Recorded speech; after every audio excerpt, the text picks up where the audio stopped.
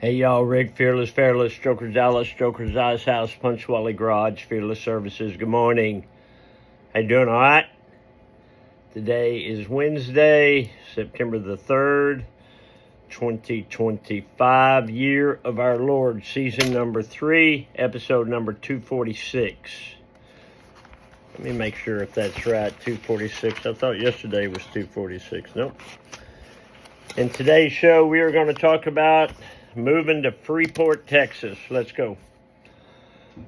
In My Life, the 365 project, coming to you almost live from almost downtown Dallas in the powerful CHUMP studio.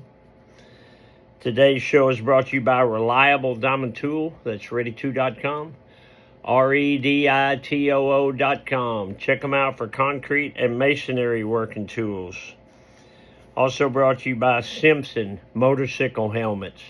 If you got a $100 head, you should wear a $100 helmet. But if your head is priceless, like mine, you should wear a Simpson. They are the best. We are a dealer. StrokersDallasMerch.com. Spire, SPIRE, ConstructionInc.com. They are a full-scale residential general contractor. Anything from your roof to your floor, your heating, your air conditioning. You want to remodel your bathroom? What you got? Strokers Dallas Merch. No, SpireConstructionInc.com. There's something on TV, that Graham Basinger, about a guy named Steve Aoki. I guess he's a DJ. Just kind of watching that. Never heard of him. But he's probably never heard of Rick Fearless either. Maverick Harley-Davidson, Longhorn Harley-Davidson, the official Harley-Davidson dealers of Strokers Dallas and Strokers Ice House. Check those fine folks out. Right now, turn off that news and let's me and you take a stroll down memory lane. Today, the Mr. Peabody Wayback Machine goes back to 1975. In 1975, Ricky and Randy Fearless graduated from high school. Mom came to me and she had remarried a guy named Bill Hines. And she had said they were moving to Freeport, Texas. Freeport, Texas is a coastal town south of Galveston. Beautiful little town, 300 miles from Dallas. Mom said, you boys can either move down here with us or we're going to get you an apartment. We said, Ma, we're not moving out of Irving. So Ma went out and rented us an apartment. We moved in, and I remember Mom made the curtains. And that was her deal, is she wanted to make, not buy, not pick out. She wanted to sew her own curtains for us, and she did. And I remember when I moved into my first house, same thing, she sewed her own curtains. So Bill Hines was working for a company called Briggs Weaver. They were down here on Harry Hines. And Briggs Weaver transferred him to Freeport.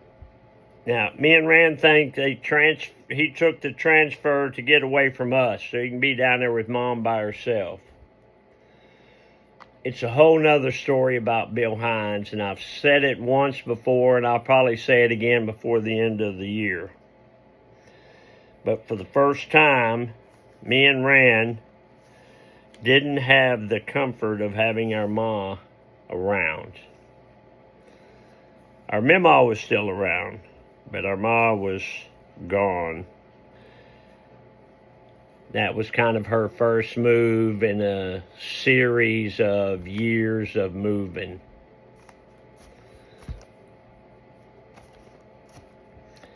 She wasn't gone a year, maybe two, and she came back, but that first apartment complex was over on Shady Grove, and back in those days it was called the Shady Grove Apartments. it was pretty scary living by yourself for the first time. Speaking of scary, let's check them chucks. Check them chucks, you big... Ooh, you got those purple suede shoes on. Yeah, these are some cool shoes. You can see they've got a white toe, white sole, double black racing stripes, matching shoestrings, 2 vent hose, 1 eye down, double knotted for safety. These are, say it with me, y'all, these are some handsome chucks. Let's check the office. Yeah.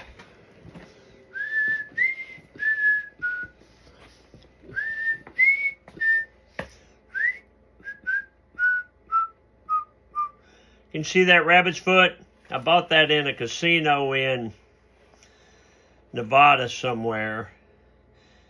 I got it and I put it on the counter. And Biggin was with me. He was on a motorcycle trip.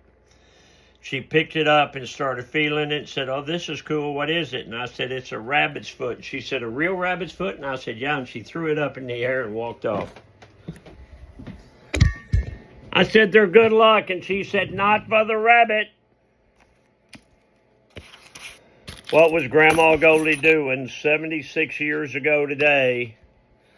September 3rd, 1949 was a Saturday. Grandma wrote, "We went to town this evening. Also tonight,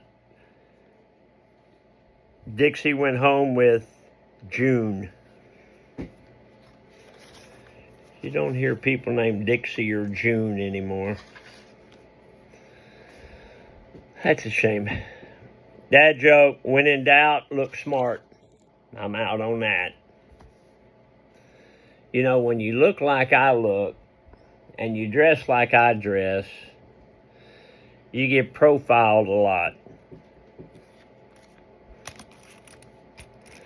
You walk into a restaurant, they look you up and down and they seat you in the corner. My wife will just giggle and she'll say, "You know, they do this because of the way you look." And I'll say, "Yeah, well, I figure that's their problem, not mine." Sometimes I get mad and I'll tell my wife, "I'm going to come back and buy this restaurant, fire everybody here." But I don't. Get off the couch, a motivational minute. You can tell someone's character by how they treat others. There you go. That's kind of what we were just talking about. We were in a ice cream shop last week and